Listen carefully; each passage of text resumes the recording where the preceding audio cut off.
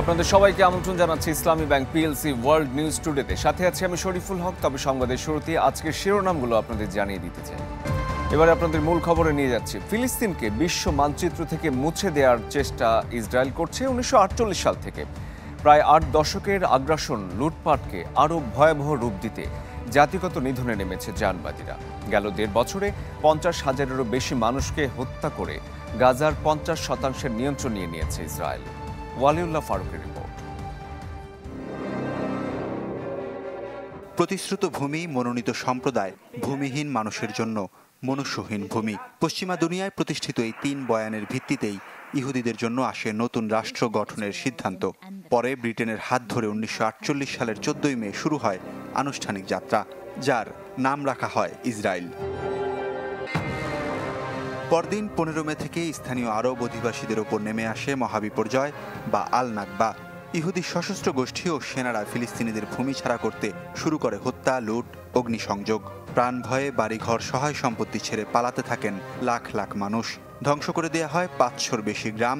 একের পর এক এলাকা গিলে ফেলে মানচিত্র থেকে ফিলিস্তিনকে গ্রাস করে বড় হতে থাকে ইসরায়েল।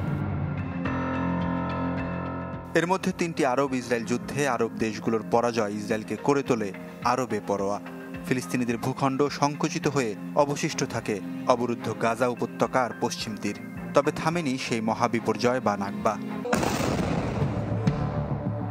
7 অক্টোবর সংঘাত শুরুর পর বহু বছরের সেই দখলদারিত্ব মজবুত করতে অবশেষে জাতিগত নিধনের পথে হাঁটল ইসরায়েল।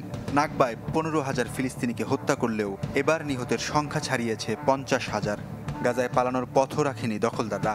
ক্রমেই টার্গেট কিলিংয়ে হত্যার শিকার ফিলিস্তিনিদের বাড়ি ঘরের দখল নিচ্ছে জায়নবাদীরা। এ পর্যন্ত উপত্যকার 50% নিয়ন্ত্রণ নিয়েছে আইডিএফ। মানবাধিকার গোষ্ঠীগুলো জানাচ্ছে, গাজা সীমান্তের আশপাশে সেনাবাহিনীর নিয়ন্ত্রণে থাকা বড় এলাকা জুড়ে ফিলিস্তিনিদের বাড়িঘর, কৃষিজমি ও অবকাঠামো ধ্বংস করা হয়েছে। নতুন করে নেতজারিম করিডোর নামে পরিচিত বিশাল একটি ভূমি দখল করেছে আইডিএফ।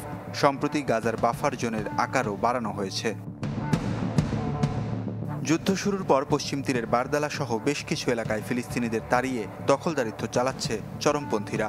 এই দখলদারিত্বে তাদের নিরাপত্তা দিচ্ছে ইসরায়েলি বাহিনী। প্রথমে জমিতে পশু পালনের নামে নির্মাণ করা হচ্ছে স্থাপনা, পরে দাবি করছে জমির মালিকানা। সাম্প্রতিক বছরগুলোতে কৃষি স্থাপনাগুলোর আশপাশের রাস্তায় চলাচল করতে দেয়া হচ্ছে না ফিলিস্তিনিদের। পিস নাও এবং কেরেম নাভোটোর প্রতিবেদনে দেখা গেছে 1990-এর দশক থেকে পশ্চিম তীরে বসতি স্থাপনকারীরা পশুপালন স্থাপনা ব্যবহার করে মোট যত জমি দখল করেছে তার 70% গত 2.5 বছরে। এভাবে চললে হয়তো আরও 2 যুগ পর ইসরায়েল রাষ্ট্র স্বাধীনতার শতবর্ষ উদযাপন করবে। বিপরীতে ফিলিস্তিন নাম থাকবে ইতিহাসের পাতায়। সংকুচিত হতে থাকা ভূখণ্ড সহসাই মিলিয়ে যাবে মানচিত্র থেকে। ওয়ালিউল্লাহ ফারুক, চ্যানেল 24। গাজায় শিশু নিধনের মিশনে মত্ত দখলদার ইসরায়েল। মৃত্যু আর ধ্বংসের কারবারি নেতানিয়াহু বাহিনী 1.5 বছরে যে অর্ধলক্ষাধিক ফিলিস্তিনি হত্যা করেছে, এর 17,000-এরও বেশি শিশু। জাতিসংঘ বলছে, দ্বিতীয় বিশ্বযুদ্ধের পর কোনো সংঘাতে এত শিশুর মৃত্যু, নির্মমতা আর দেখেনি বিশ্ব। মাসুম রাব্বির রিপোর্ট। এই মুহূর্তে বিশ্বে শিশুদের জন্য সবচেয়ে অনিরাপদ ও ভয়ঙ্কর স্থানটির নাম ফিলিস্তিনের গাজা। নির্বিচার নিধনযজ্ঞের মাঝেও আলাদাভাবে টার্গেট করে হত্যা করা হচ্ছে গাজার শিশুদের। গেল 1.5 বছরে জায়নবাদীদের হামলায় অবরুদ্ধ উপত্যকাটিতে এখন পর্যন্ত প্রাণ হারিয়েছেন 50,000-এর বেশি ফিলিস্তিনি, যার মধ্যে শিশুই 17,000-এর বেশি। গাজা মিডিয়া অফিসের তথ্য মতে গেল 20 দিনে হামলা চালিয়ে প্রায় 500 শিশুকে হত্যা করেছে জায়নবাদীরা। জাতিসংঘ বলছে, দ্বিতীয় বিশ্বযুদ্ধের পর কোনো সংঘাতে এত শিশুর মৃত্যু আর দেখেনি বিশ্ব।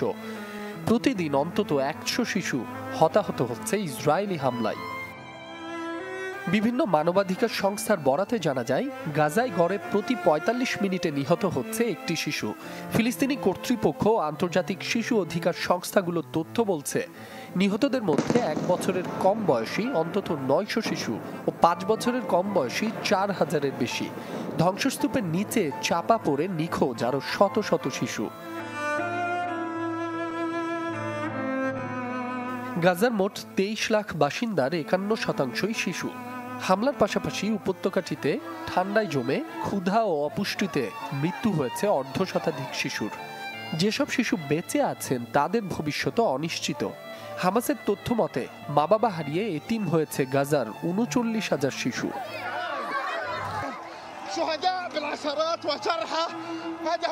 শিশুরা টার্গেটে পরিণত হওয়ার প্রধান কারণ হলো ফিলিস্তিনি প্রজন্ম ধ্বংস করা। নেতানিয়াহুর মন্ত্রিসভা চায় না দখলের পথে আর কোনো ফিলিস্তিনি কিশোর, তরুণ, যুবা প্রতিরোধ গড়ে তুলুক, কিন্তু সফল হয়নি। প্রায় ৮০ বছরের অপচেষ্টা সত্ত্বেও ঠিকই ফিনিক্স পাখির মতো জেগে ওঠে ফিলিস্তিনি সন্তানরা। মাসুম রাব্বি, চ্যানেল 24। ইসলামী ব্যাংক পিএলসি ওয়ার্ল্ড নিউজ টুডেতে নিচ্ছে একটা বিরতি, ফিরছে একটু পর, আমাদের সঙ্গেই থাকুন।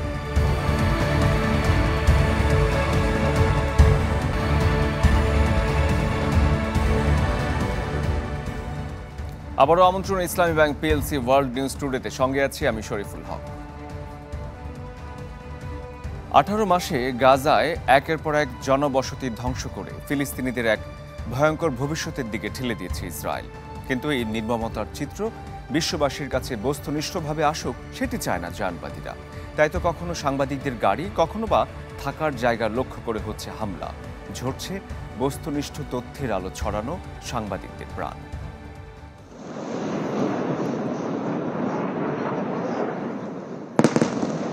ধ্বংসস্তূপে জমে থাকা লাশের স্তূপ, মুহুর্মুহু বোমা হামলার মধ্যেই দুর্গম পথে প্রাণের ঝুঁকি নিয়ে যারা বিশ্বকে জানাচ্ছেন গাজায় চলমান নৃশংসতার বাস্তব চিত্র, দিচ্ছেন মানবাধিকার লঙ্ঘনের গা হিম করা তথ্য, নানা চ্যালেঞ্জের মুখেও বুকে অসীম সাহস নিয়ে যারা চালিয়ে যাচ্ছেন পেশাদারিত্ব, সেই সাংবাদিকদেরও নিশানা করে হত্যা করছে ইসরায়েল।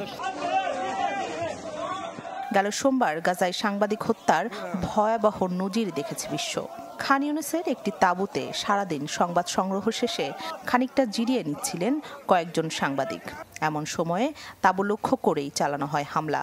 এতে তাঁবুতে আগুন লেগে জীবন্ত পুড়ে মৃত্যুর মুখে ঢলে পড়তে হয় ফিলিস্তিনি সাংবাদিক হিলমি আল ফাকাউই সহ 2 সাংবাদিককে। গুরুতর দগ্ধ হন সাথে থাকা আরও 7 জন। তাদের তীব্র আর্তনাদে সেদিন কেঁপেছিল খান ইউনিসের আকাশ। এর 2 সপ্তাহ আগে 23 বছর বয়সী হোসাম সাবাতের মৃত্যু নাড়িয়ে দেয় বিশ্বকে। হোসামের বয়স কম হলেও ফিলিস্তিনিদের কণ্ঠস্বর হওয়ার স্বপ্ন লালন করতেন সবসময়। সত্য প্রচারে কখনো পিছপা হতেন না। কাজের ফাঁকে কখনো ধ্বংসস্তূপে, ফাঁকা রাস্তায় কিংবা কোনো স্কুলে বিশ্রাম নিতেন আর লেগে থাকতেন গাজায় চলা বর্বরতা বিশ্ববাসীকে জানাতে। তবে নিজ ভূখণ্ডের জন্য কিছু করতে পারার লোভই হয়তো কাল হয়েছিল তার। গত 24 মার্চ তার গাড়িকে লক্ষ্য করে হামলা চালায় জায়নবাদী সেনারা। হিলমি হোসামের মতো এমন অনেক নির্ভীক সাংবাদিক ইসরায়েলি সেনাদের চোখে চোখ রেখে যুদ্ধবিধ্বস্ত গাজায় এখনও দেখিয়ে যাচ্ছেন পেশাদারিত্ব। প্রতিনিয়ত মৃত্যুকে সাথে নিয়েই ছুটছেন গাজার উত্তর থেকে দক্ষিণে। তবে চোখে লোভের ঠুলি পড়ে থাকা ইসরায়েলের তাতে কিছু যায় আসে না। তাই তো পেশাদার সাংবাদিকদের ওপর অনবরত চালিয়ে যাচ্ছে বর্বর হামলা। কাতার ভিত্তিক সংবাদ মাধ্যম আল জাজিরার তথ্য মতে গেল 15 মাসে গাজায় প্রতি সপ্তাহে অন্তত 13 জন সাংবাদিককে হত্যা করেছে ইসরায়েল। গাজার মিডিয়া অফিসের তথ্য বলছে 2023-এর 7 অক্টোবর থেকে প্রায় 18 মাসে ইসরায়েলি সেনাদের হামলায় নিহত হয়েছেন 210 জন সাংবাদিক, যার মধ্যে রয়েছেন আল জাজিরার বেশ কয়েকজন। গাজায় সাংবাদিক হত্যার ঘটনাকে যুদ্ধাপরাধ আখ্যা দিয়ে আন্তর্জাতিক সম্প্রদায়কে ফিলিস্তিনি সাংবাদিকদের সুরক্ষা নিশ্চিতের আহ্বান জানিয়েছে রিপোর্টার্স উইদাউট বর্ডার্স। রাখি জেসমিন, চ্যানেল 24। ফিলিস্তিনিদের নিশ্চিহ্নে মার্কিন প্রশাসনের পাশাপাশি ইসরায়েলকে নগ্ন সমর্থন দিয়ে যাচ্ছে মাইক্রোসফট, গুগলের মতো টেক জায়ান্টরা। কৃত্রিম বুদ্ধিমত্তার মাধ্যমে সার্ভারে থাকা ফিলিস্তিনিদের তথ্য তুলে দেওয়া হচ্ছে আইডিএফের হাতে, যাতে করে টার্গেটেড কিলিংয়ের শিকার হচ্ছেন হামাস সহ সাধারণ ফিলিস্তিনিরা।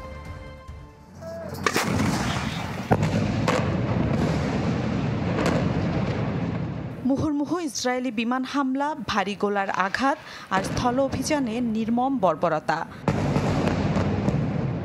1.5 বছরের যুদ্ধে ইরাক, ইউক্রেন ও মিয়ানমারকে ছাড়িয়ে গেছে গাজায় মৃত্যুর হার। অত্যাধুনিক প্রযুক্তির ব্যবহারে জায়নবাদীদের হামলায় উপত্যকাটির ৭০% বসতি বিশ্ব মানচিত্র থেকে প্রায় বিলীন। এই নিধন যজ্ঞে হাত মিলিয়েছে প্রভাবশালী পশ্চিমা প্রযুক্তি প্রতিষ্ঠানগুলো।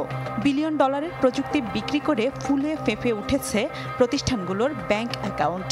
রোবোটিক্স আর অ্যালগোরিদমের মারপ্যাচের খবর ফাঁস হয়েছে, যার লোমহর্ষক তথ্য মেলে গার্ডিয়ান সহ আন্তর্জাতিক বেশ কিছু গণমাধ্যমে।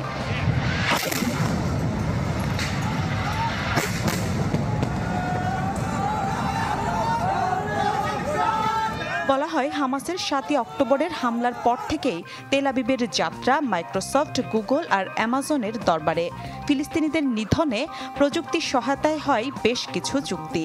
ইহুদি গোয়েন্দা সংস্থার হাতে তুলে দেয়া হয় ফিলিস্তিনিদের সব অনলাইন গতিবিধি আর কার্যকলাপের তথ্য, আর তাতেই চোখ খুলে যায় আইডিএফের। টার্গেটেড কিলিং অনেকটাই সহজ হয়েছে ইসরায়েলি প্রতিরক্ষা বাহিনীর।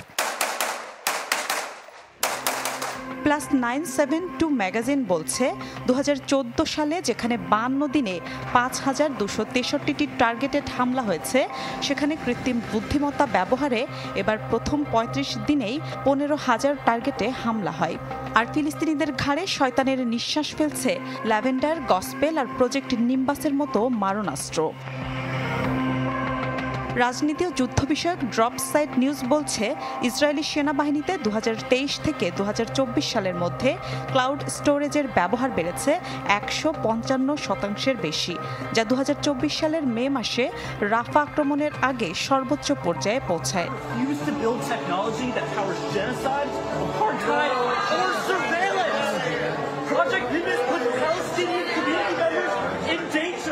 ইসরায়েলের প্রতি নগ্ন সমর্থনের কারণে সম্প্রতি কর্মীদের তোপের মুখে পড়ে মাইক্রোসফট।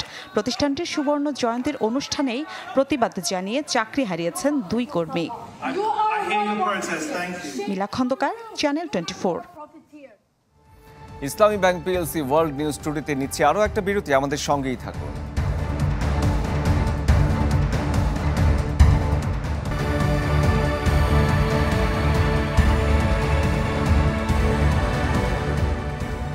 বিরতির পর আরও একবার স্বাগত জানাচ্ছি। আপনারা দেখছেন ইসলামী bank PLC world news today.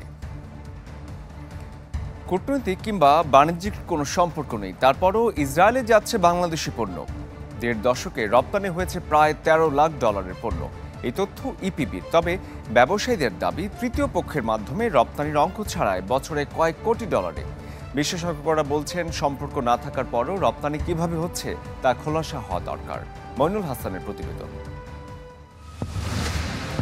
1917 সালে বেলফোর ঘোষণার মধ্য দিয়ে পথ সুগম হয় ইসরায়েল রাষ্ট্র প্রতিষ্ঠার। 1948 সালে ফিলিস্তিনের ভূমি দখল করে জন্ম নেয় দেশটি পশ্চিমাদের মদদে গত প্রায় 8 দশক ধরে নির্বিচারে হত্যা করছে নিরীহ ফিলিস্তিনিদের।